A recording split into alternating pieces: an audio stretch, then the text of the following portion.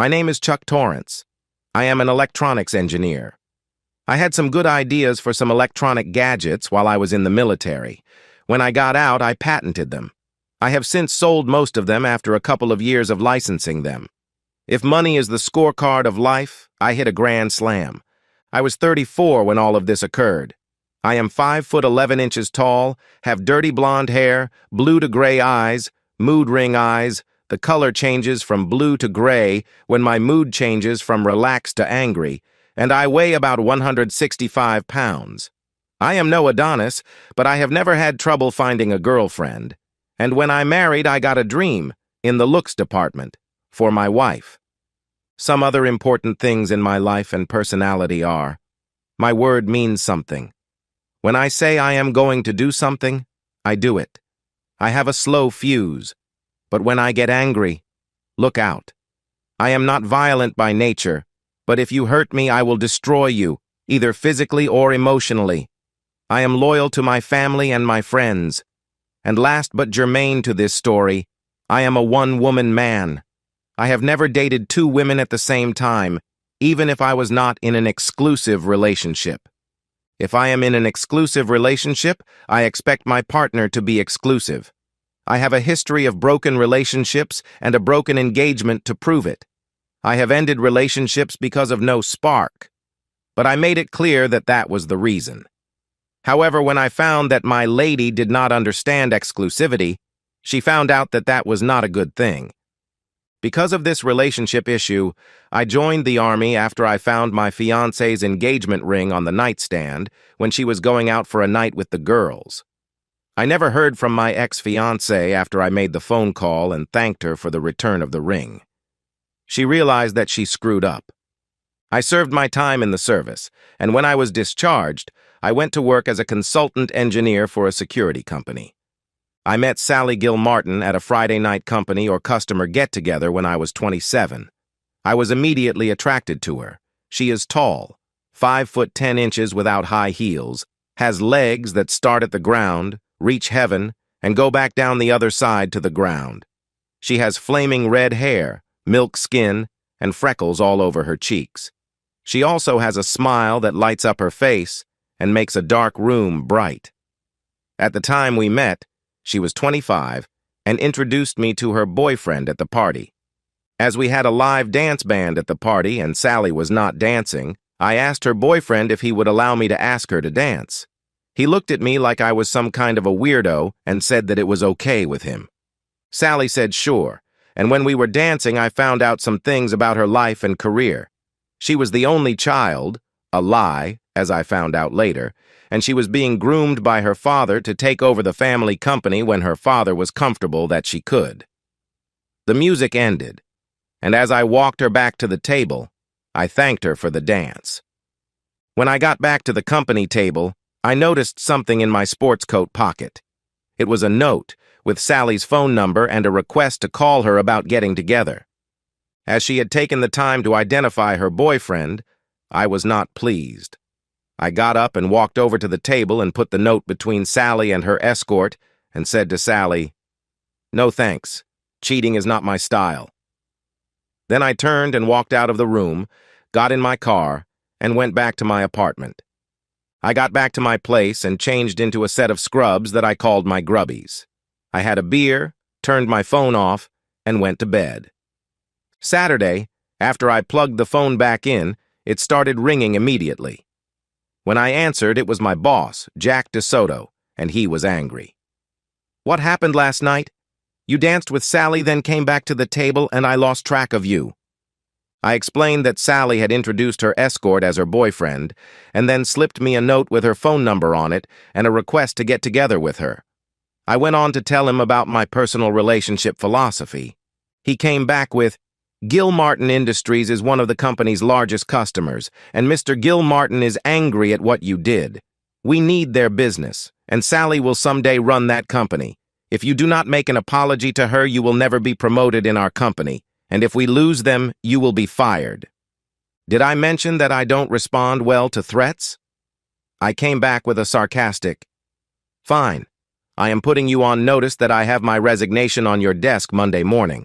I will toe the company line, and I will do everything in my power to perform in my current position. But I will not apologize for my personal belief system. If you fire me, fine, but I will consider the non-compete clause in my contract null and void. I continued. If it will help the company, I will go and explain to Mr. Gilmartin what happened and what I believe in. I will not apologize to the lady. Jack replied, I do not want to lose you, damn it. You are the best engineer we have ever had. I will call Mr. Gilmartin and tell him what you just told me. If he decides he wants to talk to you, I ask that you agree to talk. I will, I replied, but your threat is not something I will stand for. My resignation will still be on your desk Monday morning. With that, I said my goodbyes and called a couple of friends, Frank Gorman and Bob Meadows, that I had made in the service. They had started an alarm and security systems installation company and had asked me to come to work for them. They would not be able to pay me the same salary, but could offer me a chance to become a part owner. I gave them a rundown of what had happened and told them that if the offer was still on the table, I was willing to listen. They wanted to get together and suggested that we meet Monday evening at the country club that Bob's dad owned. I was also a member. I came back with, how about we go to the club's Sunday brunch? I explained that I was not sure I would have a job after Monday, and if I did, I would not discuss employment with them then, because I was on call for emergency repairs, so I had to work evenings all next week. They agreed. When I got to the club, the guys were there, and so were the Gilmartins and the guy from the party. At first, I thought that there was going to be trouble, but after we got seated, Sally came over and asked if I could go over to their table for a minute. I reluctantly agreed, and when I arrived, Mr. Gilmartin surprised me by saying, Mr. Torrance, I want to apologize to you. I did not know the full story. If I had known what Sally had done, I would not have talked to your boss yesterday. I want to introduce you to my oldest child, David Gilmartin, Jr. The guy from the get-together stood up to shake my hand. He had a smirk on his face, so I did not extend mine right away. Sally then spoke up. Please, Chuck. David was my beard last night, so I did not get hit on by every Romeo that was there. I am sorry for what you thought. But when I finally understood what you thought, you were already gone, want to have a chance to know you better, especially someone who has the character that you showed that night. I stood there for a second. Then I said, I still do not like that you thought I would poach someone's girlfriend or that you lied to me twice, but I will think about what you said. What you did and what my reaction was has caused me major problems at my work. You need to know that while I now know you were sincere, I still am angry that you did not tell me what was going on, instead of sneaking a note into my pocket.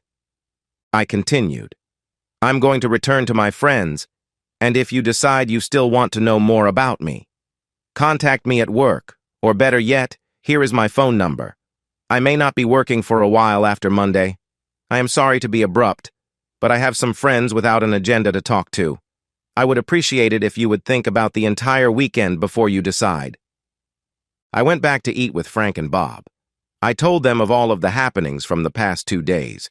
They thought my boss was over the top with the threats. They also said that the state courts have voided almost all non-competes except for poaching by a direct competitor. They offered me a chance to buy into their company. I told them that I did not have the money to do that, but I had some gadgets that I was shopping around, and if they pan out, I may loan them some capital at a favorable rate. Then they offered me a job as their service supervisor. The pay would only be about 75% of what I was making now. I said I would give them a decision by the end of the coming week. Monday was almost as bad as I thought it would be. I had my resignation in my hand when I was called into the boss's office. I handed him the letter and turned to walk out.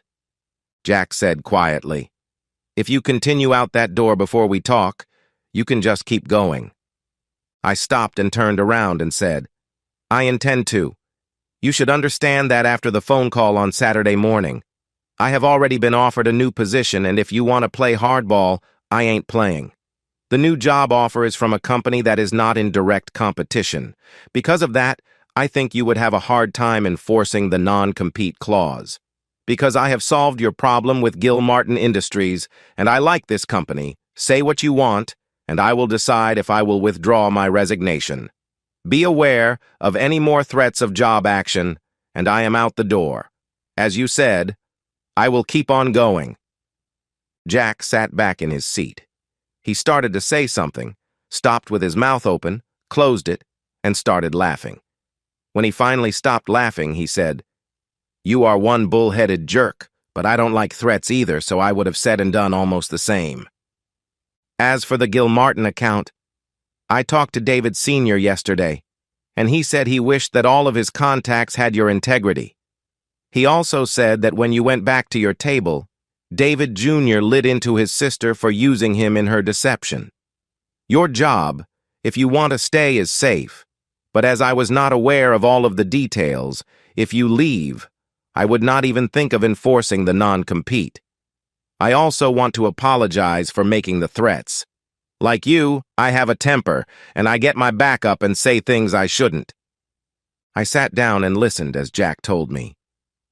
I want you to think about continuing here. You are being promoted to senior engineering troubleshooter. It will mean a lot less overnight travel, but also mean that you will be overseeing a bunch of bull-headed jerks. Does that sound like anyone you know? I was flabbergasted. I left the office in a daze. When I got to my desk, there was nothing on it except a big note that said, "Follow the yellow brick road." I turned around and saw all of the engineers holding copy paper with yellow bricks on them and arrows pointing. I left and followed to the corner of our department where a mock castle was set up with a desk, and all of the stuff from my area was here. On the desk was a big sign saying, HM Chuck Torrance. I was totally in awe, and I turned to all of the people. I thanked them all for what they have done. Someone in the back shouted, "Look in the top left drawer." I did, and there was a toy whip. I started laughing and turned and cracked the whip in the air and screamed, "All right, slaves, back to the salt mines." When the laughter stopped, I went to each desk and said thanks again. I also told them that Friday I was buying a couple of rounds at the Nut House, a local lounge that we normally stopped at after work when there was no work the next day. I said that everyone could leave their car at work, and I would rent vans to take us there, and for cabs to take everyone home. About 3 weeks later, one of my newer hired engineers came and asked if I would go with him to assist with a nagging problem we had with one of the Gilmartin plants. I asked for some background, and when he filled me in, I grabbed a software package, in case we had to do a reinstall, and all of the specification sheets. We left for the drive across town. When we arrived, the security department manager thanked us both for coming. He explained that they had an intermittent security breach signal in their supply room. He added that every time someone checked, the room was locked, and nothing seemed to be out of place. One nice thing about our systems is that we have a recording of all of the security breaches and can see the time, duration, where, and how the alarms occurred. I looked over the history of the problems. I noticed that there seemed to be a pattern. All of the breaches occurred at shift change and through a door that was clearly marked as an emergency exit only.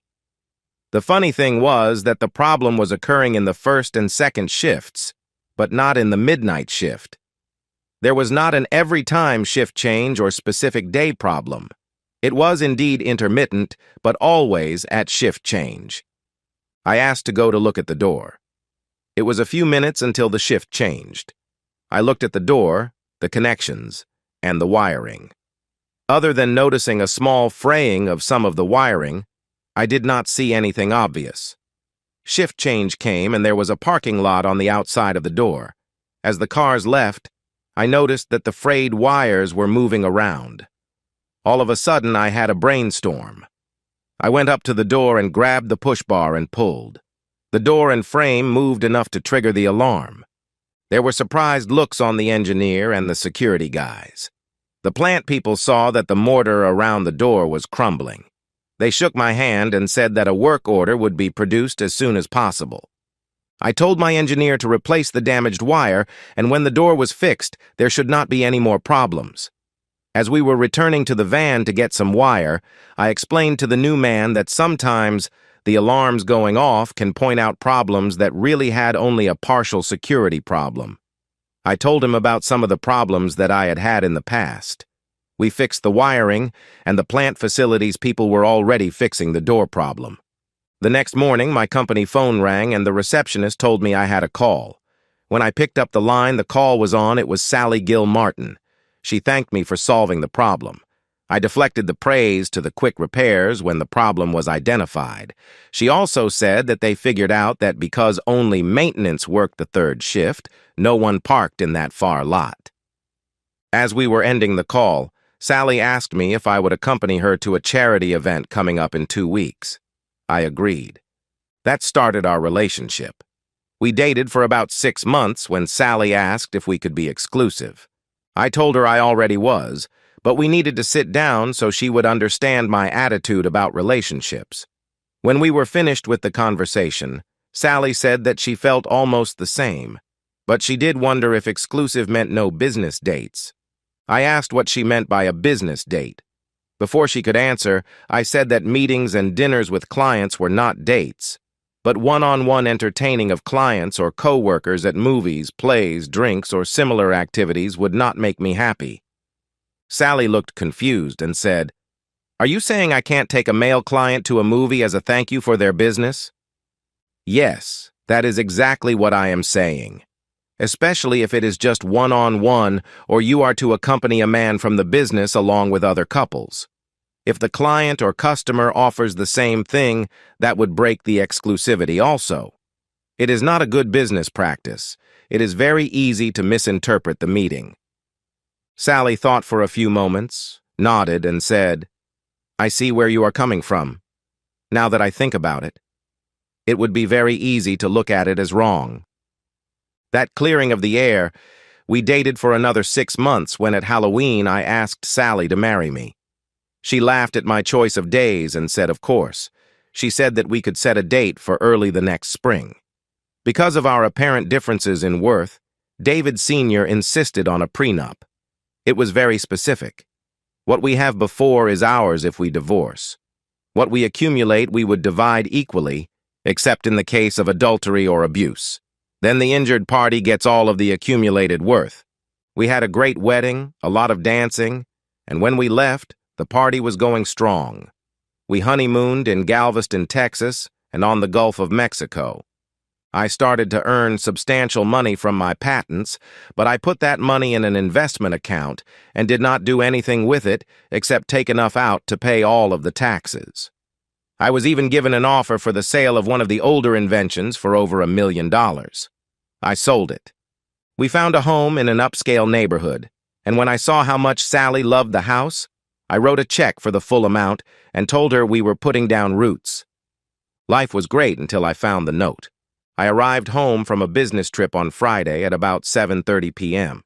The house was very quiet, no TV, no sounds from the kitchen, no greeting from Sally, no noise at all. Strange, she was a TV addict.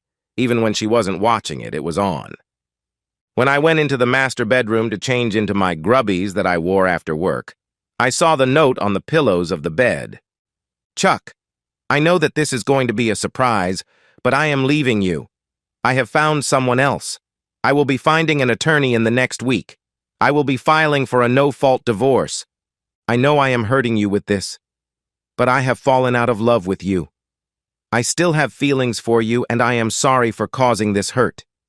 I have not cheated on you, but this man has taken all of my heart. I know that you will find someone in the future. Please do not try to contact me. I will only talk to you through my lawyer. I hope you find a true soulmate. Sally." I was stunned, hurt, and angry.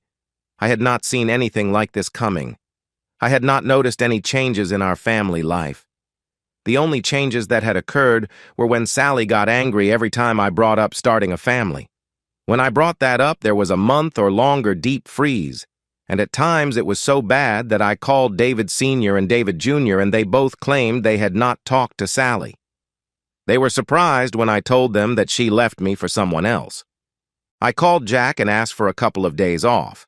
I explained what was going on in my life and that I needed to find a lawyer. Jack had been through a divorce and said that his lawyer, Ralph Masters, saved him a ton of time, worry, and money. He gave me his lawyer's number and told me to take all the time I needed. I spent Saturday morning trying to understand what I did to cause Sally to act way. I also thought there might be something that could point to the possibility that she was cheating. I couldn't think of anything offhand. There were no late nights, no nights out with the girls, no out-of-the-ordinary business trips. There were not any old boyfriends that she had said were back in her life. In fact, she complained about a guy from work who was flirting with her to the point where she had to fire him for harassment. Saturday afternoon, I had a thought. Sally, for all of her smarts, was a computer babe in the woods. She did not use a laptop and had an email account that I had set up for her. I tried to explain computer security and internet security, but she just did not get it. I went to the home office and fired up the computer. I checked the internet history and saw that there was a new email account. When I tried to check it out, I saw that it was password protected. As Sally was not computer smart, I knew she had to have the password stored around the office somewhere. The first places I looked were under the blotter, the bottom of the keyboard, and the sides and bottom of the computer chassis. Then I did a file search for files that had been accessed in the past several weeks. Bingo! There was a file called Password in a hidden folder that was not protected. Sally did not understand attribute settings, so when she set the folder up, she set it up as a hidden folder, but did not realize that I could find it by changing the file view settings. In the password file, I found the password for that account, and for an online bank account that I did not know about. When I checked the online bank account, I saw that Sally had been saving some money that I did not know about from a company that was in competition with Gilmartin Industries. There was nearly $5 million in it. I wondered what business Sally had with a competitor. I decided to mess with her mind. After I printed the entire account records out, I changed the password, closed that account down, and opened the email account. There was a smoking gun. All of the emails were to Jerry Marshall, and he was from a town about 30 miles away. I remember Sally saying she had to go to a meeting in that town about 8 months before I found the note. Reading the emails, it seems that when she went to the meeting, she met an old college flame. The old flame would not take no for an answer. This Jerry rescued Sally and put the jerk in his place. He was working at the competitor's company. He was in product design. I saw now where the money came from. This guy was paying Sally to spy on her company for new products and potential products. She had sent several hundred files from her office computer and from our home computer. Then there were the messages describing the afternoons that she took off to join him in hotels and motels for intimacy. She gushed about what a fantastic lover he was. Then she also ran down me to be a stick in the mud who wanted to ruin her figure by having a family. She also sent him nude selfies from her phone that she downloaded and then deleted after she sent them. In one, she had taken a picture of fluids running out of her body and attached a note saying, "Look at what you did to me. I love it." In another, she took a picture of her, but showed her big back enough to put a 5-cell flashlight in it. That one was captioned, "Your big tool destroyed my back. It did fit like you said it would." There were pictures of him showing his face and some of his nude body. He also thanked her for helping him in his job, so much for not cheating on our marriage. Now, if I went looking for him, I knew what he looked like. I also had some identifying tattoos and scars to go by. I printed out all of the emails and separated the ones that were about her stealing secrets from Gilmartin and copied them to give to David Sr. I then put all of the emails in an envelope and the copies for David Sr. in another one.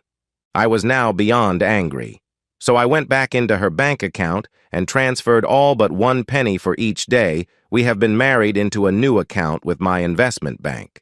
I left less than $20 in the account.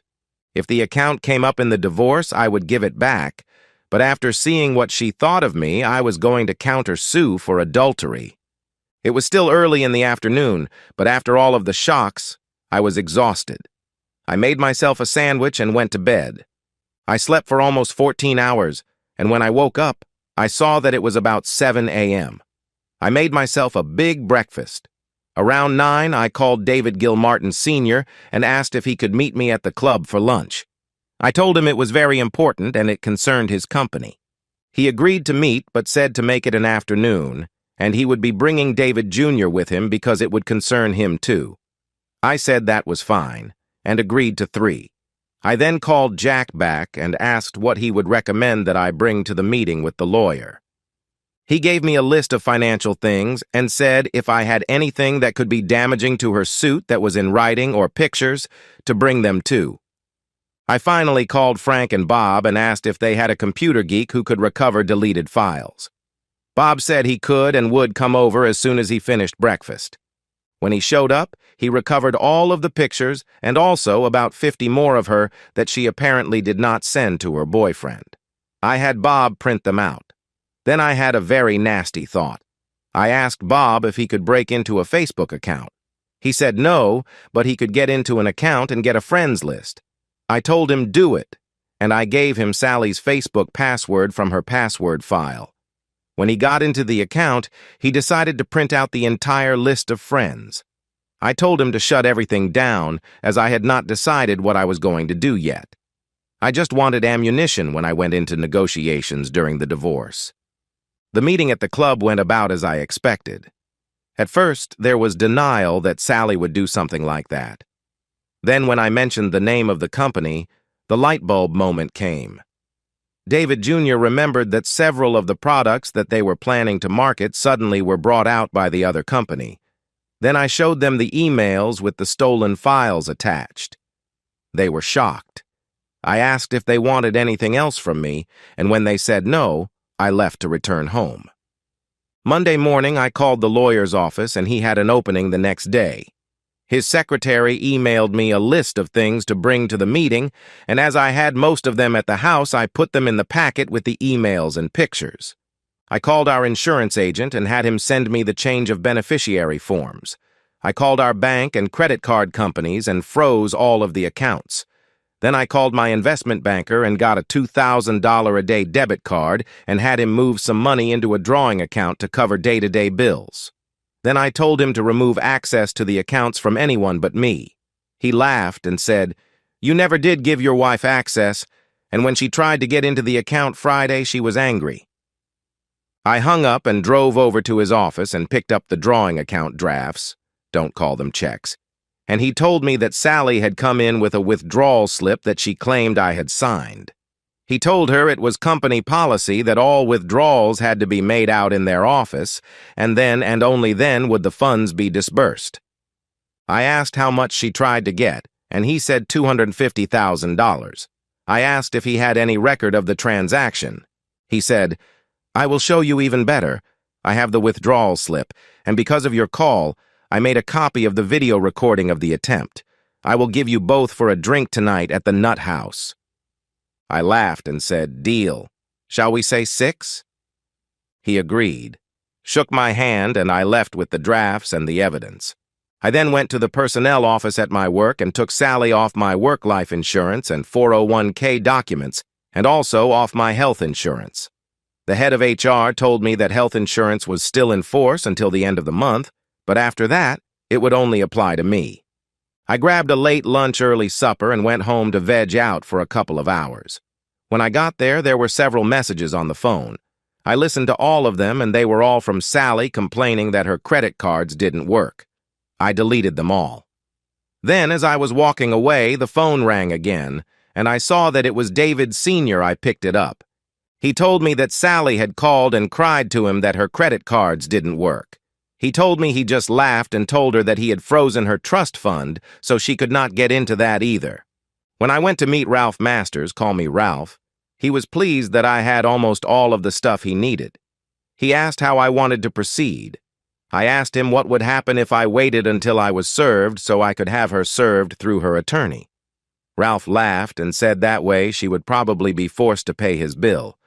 I told him I would make sure that she would not stiff him, as I would guarantee his bill if I had to pay it myself. I then told him of her family's trust being blocked, so she had no access to that money. I even said that I did not think of it, her father did. When I returned home, there were some weeping messages from Sally saying that it was all a big mistake. I laughed to myself.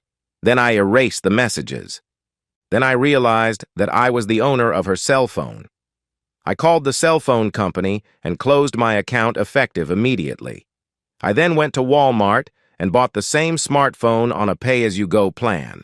It was easy to transfer all my contacts and personal information. I was even able to keep my phone number. As you can see by the steps I have taken, I am a vindictive son of a blip.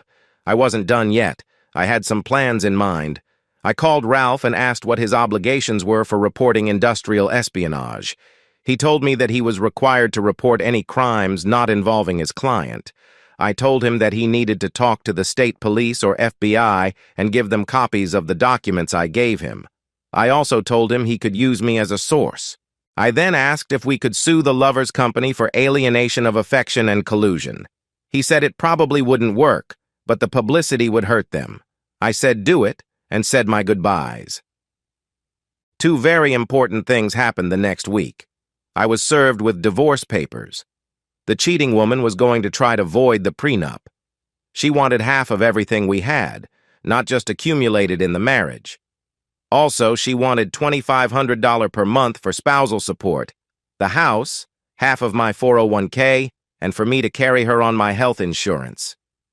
The next thing that happened was that the FBI contacted me and their agent, and Agent Claiborne said that they appreciated my willingness to help. They cautioned me that the company that they were after was into a lot of illegal stuff, including money laundering. They told me that if they perceived there was a threat to me, they would supply a protective detail. I mentioned that if I was in that much danger, would they please bug my phone and my cell? He agreed and set up a time for their techs to come to the house and set up the equipment. He also asked me to wear a small pocket-sized recorder. I agreed and asked if I could come in and get the device first thing in the morning. Then they surprised me by asking who my wife's lawyer was. When I told him, they informed me that the lawyer was a known mouthpiece for several of the principals involved in this whole debacle. I called Ralph and told him I had been served. I also told him that she was going for blood. He advised that we were now in the catbird seat. Then I told him that she was after the prenup and that would stop all of her requests. Ralph asked me to bring a certified copy of the pre, and also told me that he had contacted both the state police and the FBI. When I laughed, he asked what was funny. I related the call from the FBI.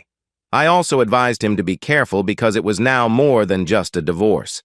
I gave him my FBI contact's name. I got the wire. Then I was told that Ralph had contacted them. Unfortunately, because he is a lawyer, they could not bug his office phone. But Ralph installed a personal recorder and would give them a copy of any threats he receives.